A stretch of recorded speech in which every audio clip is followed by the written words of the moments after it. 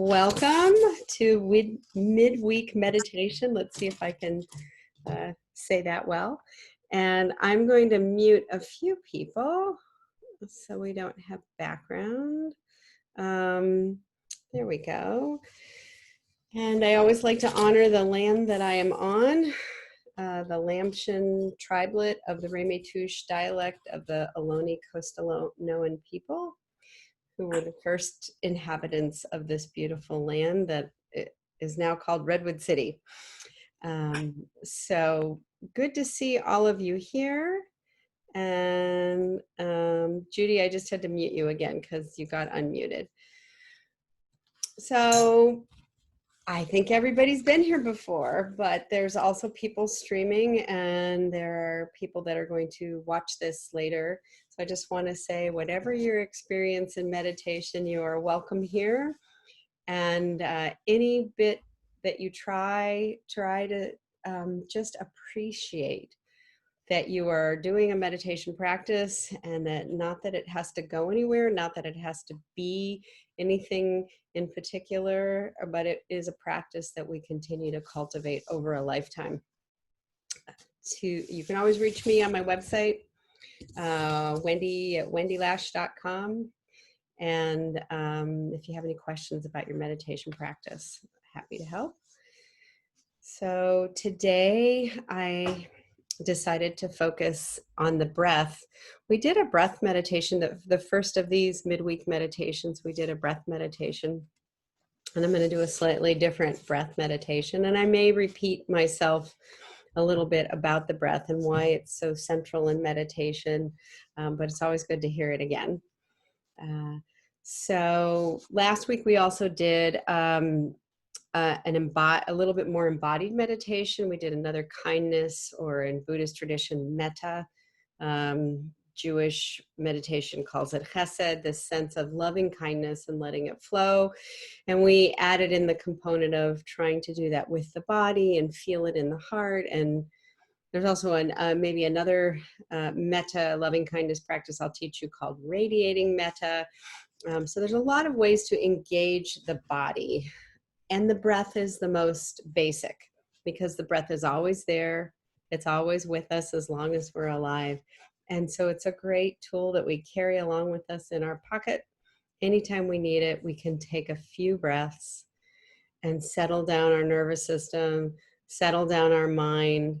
And so it's wonderful to cultivate breath meditation and using the breath to relax us, calm us, bring us a sense of peace and ease. And it's just natural. It's the body. So we're naturally in an embodied meditation this week. The breath, we know you can't hold it and survive. We have to take it in, and then whatever we take in, we have to also let it go. So it's a great reminder that things are constantly rising and things are constantly disappearing. And so the breath can remind us when we're feeling really hooked in a particular situation, that just as the breath arises and it falls away, just as we receive and we let go, that whatever feelings we're having or whatever situation that we're in right now, that it too will arise and it will be let go. So we're not in the same place we were yesterday, a week ago, a month ago, a year ago, 10 years ago, 20 years ago. And that's how life works, that we're in a moment in time. And if we can let go, if there's something painful around that moment in time, if we can recognize that we won't always be in this moment in time, in this pain, in the intensity of a immediate loss or something that happened, it allows us to let go of it with more ease. And that is ultimately the goal of meditation, to allow us to be present in the moment, to honor what we're feeling, but not to grab onto it and get either stuck in the past or be thinking about the future. The breath is also a vehicle for being mindful, as I said. So, frequently I'll have a conversation with somebody and I'll say to them, just take a couple of breaths, just be in the breath in your body, just take a couple of breaths, and already that makes you feel at least a little bit better. It also connects us in a much larger way. So here we are connecting to ourselves, our body. You can't get any bit closer or more intimate than that, but it also connects us with the rhythm of the universe. The fact that everything that was around at the beginning of the universe is still around. And as we breathe in and breathe out, we're connecting to that past, to that present, and to what will be in the future. And the constant flow of energy, that we can feel ourselves part of some flow instead of feeling stuck in a particular place. Judaism is, as I said in the first week, talks a lot about the breath and the connection between the breath and the soul, because the roots of those two words are exactly the same three-letter root in Hebrew. So neshima, breath, and neshama, nun, shin, I think it's an aleph, actually. I didn't look up the Hebrew. But it's the same exact three roots, three-letter roots. So there's a connection, and Hebrew it's a very multivalent language. So the sense of things that come from the same root have a connection. And then we can also go back to the biblical stories of how was the first human created. The first human, Ha-Adam, which gets translated in English to Adam, but it's Ha-Adam, the person created out of the earth, life was breathed into Ha-Adam by God. And so that sense of we become from breath, we are created from breath. And so there's that connection as well. And so we have the soul that's breathed into us, the life that's breathed into us at the beginning of our existence. And we can really try to feel that connection as we're doing a breath meditation. The chant that I'm going to offer you today, and it's funny, I was thinking about this today, and I wasn't sure that I have said this in the past. I love chanting. Chanting is a deep spiritual practice for me. I love chanting before a meditation. I just love chanting all the time. And I just want to make sure that you all feel comfortable chanting with me. But, you know, the downside of Zoom is we can't collectively chant, which I love doing. But the upside of it is you can be off key, you can be in your own way, and nobody knows but you, since we're all on mute. So if you want to just take the chant in, great. And if you want to try, maybe it's a little bit out of your comfort zone to chant along a little bit and see, or hum along, do it as a nigun. I just encourage you to try that and to not think that you can't. That's all. I'm just offering another invitation. Okay, so the chant that I'm going to lead us in or offer during our time is it's a modern version based on a piece from the morning liturgy in the Jewish tradition, which is part of that blessing is Elohai Neshama Shenatata Bi Tohorahi. And so that's my God, the soul that you've breathed into me, that soul is pure. You could say she, because it's a feminine word, soul, neshama, she is pure. I did Elohai Neshama, I did a different chant one of the other weeks in this midweek meditation. This one starts with some English that's very much about taking a breath and being in the breath, and then moves into the Hebrew. So the English words are take a breath, don't even think about it, just breathe, which is a lovely reminder, and that would be enough. And then it also connects to the Elohai Neshama, this sense of being this pure soul being breathed into us, being given to us. And if you're on my email list, you know that I said today's breath meditation is going to be from the Thich Nhat Hanh tradition. And Thich Nhat Hanh, if you're not familiar, is one of those great wisdom figures of our time, although he's nearing the end of his time. He had a stroke or a series of strokes over a year ago, and he's really a presence. He's still alive. He is in with his community, but he's really not teaching anymore. And I'm not sure that he's even speaking. I know that he's communicating somewhat, but a wonderful presence. He's Vietnamese, he's a monk and a spiritual leader and teacher, and he was the founder of the Engaged Buddhism movement. So bringing Buddhism and all of its principles, not just as a contemplative monastic practice or a practice that's done cloistered away somewhere, but how do we now take that enlightenment out into the world for social justice, very much somebody who's been, for decades now, since the Vietnam War, has been on the cutting edge of bringing the meditation as a spiritual practice in conjunction with right living and social justice. And when we're not in COVID and not sheltering in place, there's a small Sangha that I like to try to go to that is his followers. And I learned about his kind of meditation. And it's very much about the breath.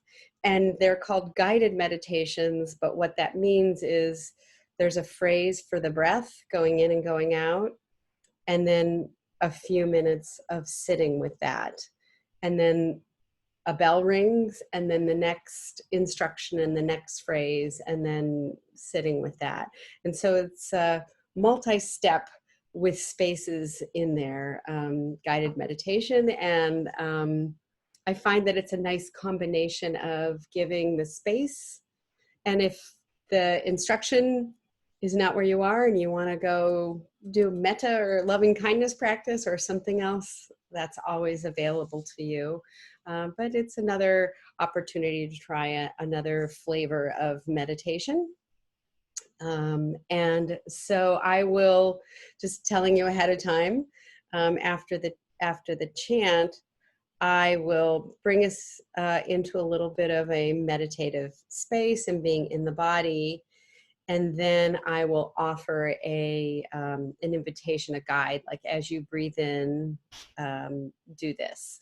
Follow your breath from the beginning to the end. As you breathe out, and follow your breath from the beginning to the end. And what that means is just think about your breath coming in all the way into the body, into its fullness, and think about it coming out.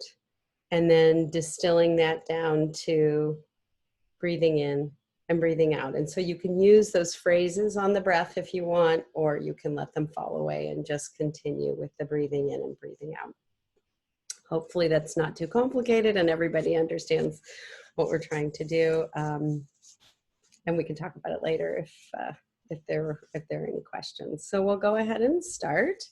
Let me get my little gong here. Sorry. And start with the chant. And I tried looking up who this was by, and I don't know. I learned it from a lovely singer, Maya Abramson, and I didn't have a chance to ask her where it's from.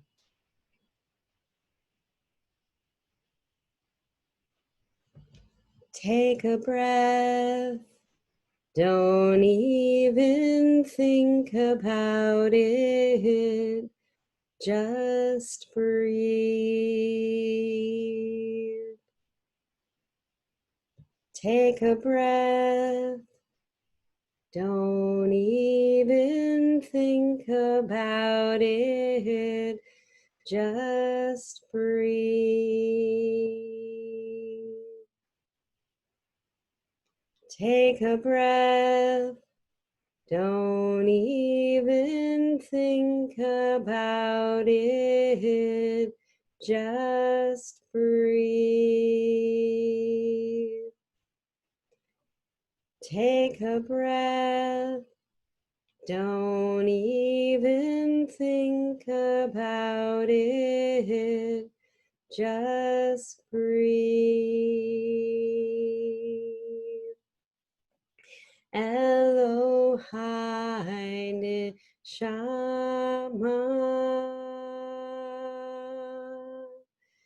Shenata Bi, Tehora Hi, Tehora Hi,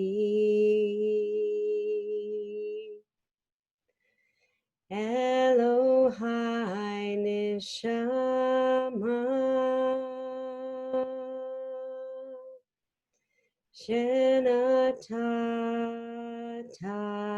Bi, Tehora Hi,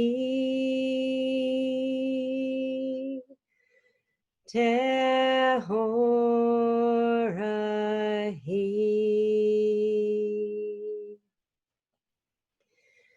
Take a breath. Don't even think about it. Just breathe.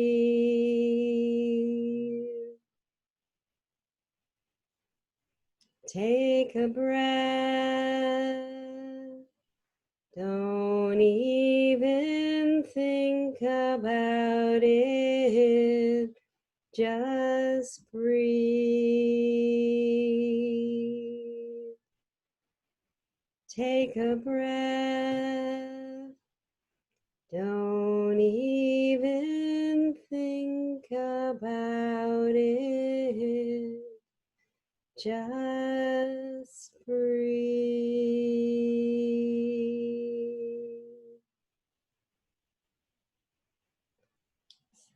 Take a breath. Breathe in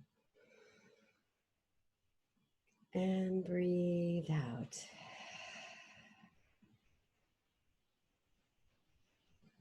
And as you breathe in, think about gathering yourself into the body a little bit more. And breathing out and calming yourself, settling yourself down, following your own breath rhythm, breathing in and breathing out, sitting up nice and tall, firmly rooting your sits bones down into the chair, back nice and strong, neck nice and long, but maybe bent down, the chin bent down a little, elongating the back, sliding the shoulder blades away from the ears, letting the belly expand, and as you breathe in, noticing the belly and the lungs softening as you breathe out. And just noticing the sensations in the body. What are you noticing? Is there any adjustment that you need? Feeling grateful for the body, for the breath, for the soul that is you, for the life that runs through you and connects you to all creation.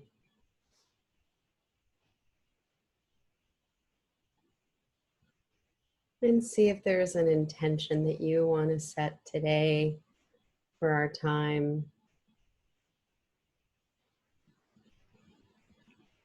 Maybe something like, I open to, or I intend to, or I hope to receive.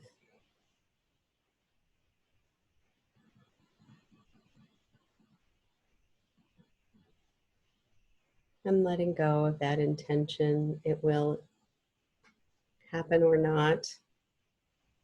If during the meditation your mind wanders, as it most likely will, remembering to just come back to the breath, simply breathing in and noticing the breath and breathing out.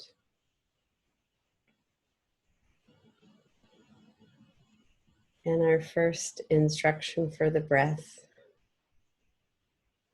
is breathing in, follow your breath from the beginning to the end. And breathing out, follow your breath from the beginning to the end. And you can say to yourself, breathing in, I follow my breath from the beginning to the end. Breathing out, I follow my breath from beginning to end. You can continue those phrases. You can simplify them to in and out, or you can let them go completely and just follow your breath.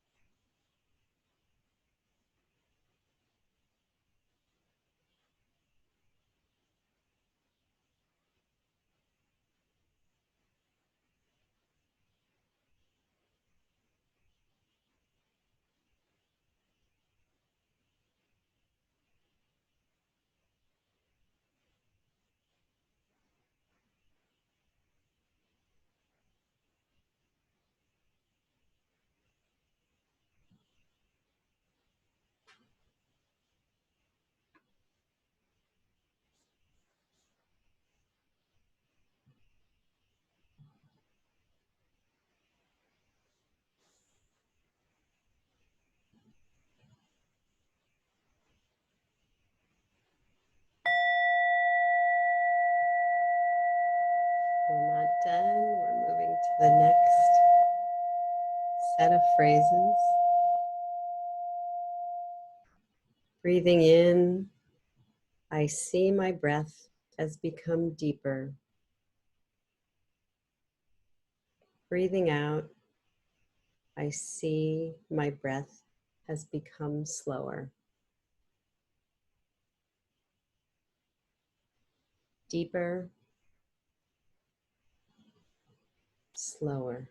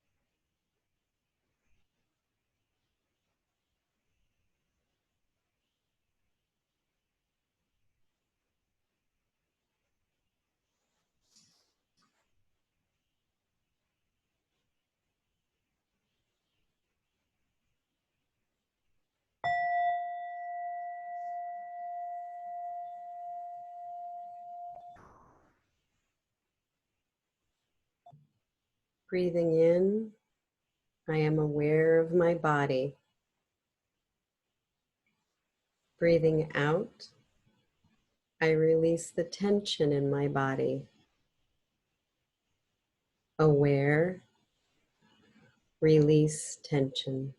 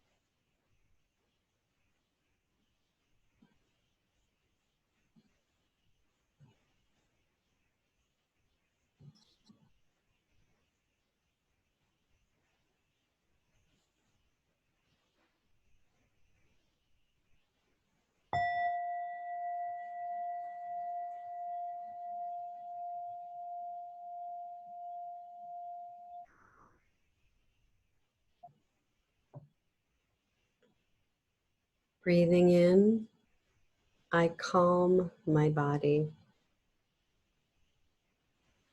Breathing out, I smile. Calm, smile.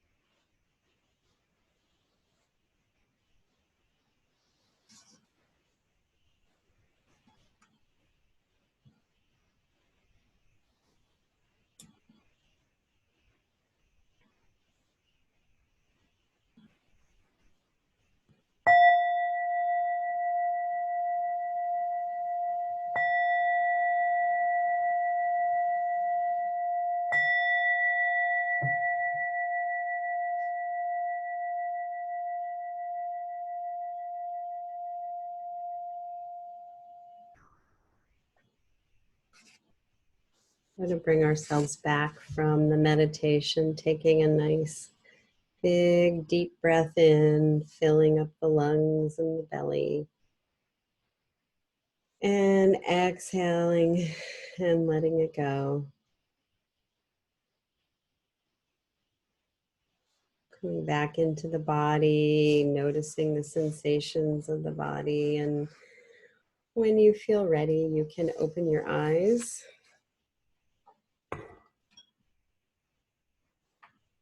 I ended the meditation a little. Can you all see one another? Okay. I ended it a little early because I wanted to give you a chance. This is a different meditation than we've done before. There's a lot of spaciousness in it, but there's these little parts and it's very focused on the breath to see if there were any questions or people had any reflections about it, how it landed with you. Could I ask a question, Wendy? Yeah, go ahead, Sarah. The breathing in and out, I have so many different, like Tai Chi and chair yoga and this.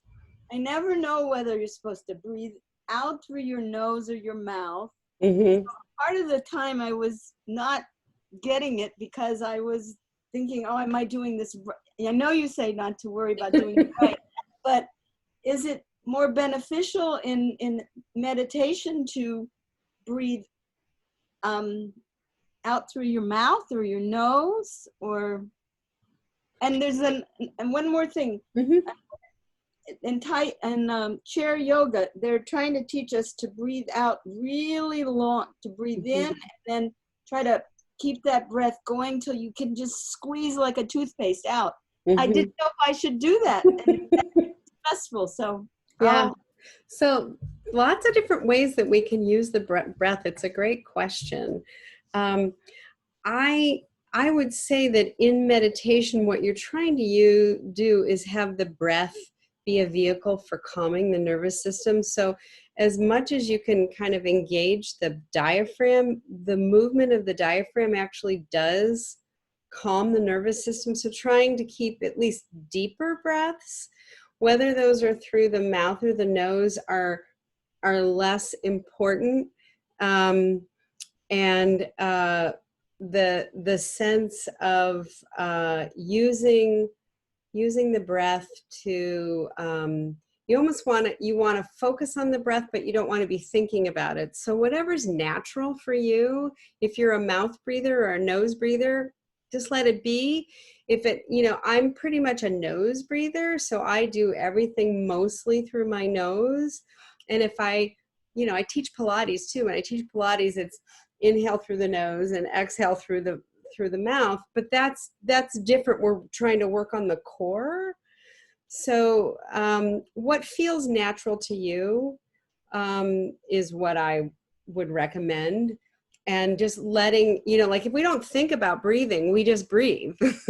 So don't think about breathing, just breathe. And now that being said, trying to get your breaths deeper and longer is also something that causes the nervous system to be relaxed. In fact, it's a great technique if you cannot sleep, is to try and count your breath like counting sheep. Nice, big, deep breath, for going out for like 6 or 8 counts and coming back. So if you want to try to, and it feels like you're not forcing it, have those deeper, longer breaths. And especially if you're working on that in other spiritual practices, then you can bring that here as well. Yeah. Thank you. Mm-hmm. Wendie? Yes. Whenever I feel most comfortable not taking the longer, deeper, because invariably, and I wonder if this happens to others as well, invariably, if I press it to try to take a very deep breath, exhaling, I'll cough at the end. Yeah. So that's good to know what happens to you. A couple of deep breaths to get started. And then also as we're coming back from the meditation, a deep breath kind of brings us more alive and out of that more transcendental liminal space that we hope we're getting from the meditation. So that's where we use the deep breaths. but in the meditation, and even if you don't want to breathe so deeply in the coming in and coming out, you know your body. So what you just want to feel is the breath, noticing the breath coming in the body. And when we breathe deeper, we're paying more attention, because most of us don't breathe real deeply. But if paying attention to the breath coming into the body is important. All right, Wendie? Oh, okay. I'm aware of the time, but we can keep going. So No, I just want you to know you're still live. yes, that's Okay. right. Sometimes I like to keep the live going with a few questions. Thank you, because the questions that you all ask are things that I would imagine people that watch the stream and watch the recording ask. So that's why I did do that today. And so when we can either ask your question live, or we can stop the stream and I'll say goodbye to everybody and then we can continue. So I have a comment that then you can sign off, and then I have something I'd like to bring to the Okay. smaller group. My comment is I have found for me a successful breathing pattern is a 4-3-7, which means I count 4 breaths in. I actually hold my breath for 3, and then I let go for 7. But my let go is and so it's actually slowing down the exhale. So I'm not actually breathing or letting go any deeper. What I'm doing is slowing the out breath out. And so I have found that useful. Yeah, thank you. You know, this ties back to Sarah's questions. Like, different people have different breath work that works for them. And that's what's important, is using that. There's no particular, from my orientation, way that you should be breathing, whatever works for you. So we'll leave it there, and we'll hang on. Those of you that are in the Zoom, we can spend a little bit more time, but I want to say to those that are watching the live stream or watching the recording, if you want to take some time to reflect on what you noticed from this breath meditation, and what your experience was in the meditation, or what your experience is after the meditation, it's always a wonderful practice to do. And I'm not sure if I've used this quote before or not, but it came to me again, that this is by Rav Kook, the first chief rabbi of Palestine, which became Israel. Creation is not something completed, but is constantly becoming, evolving, and ascending. This transports you from a place where there is nothing new to a place where there is nothing old, where everything renews itself, where heaven and earth rejoice as the moment of creation. So may you know that you are creation and you are constantly being created, and that if this moment isn't a good one, you can have a different moment in the next moment. And if this is a good one, it will probably leave. So we have to learn to have some equanimity, that life goes up and down just like the breath. And so I honor your practice and your presence. You are created in the image of God, B'Tselem Elohim, or B'Tselem Yah.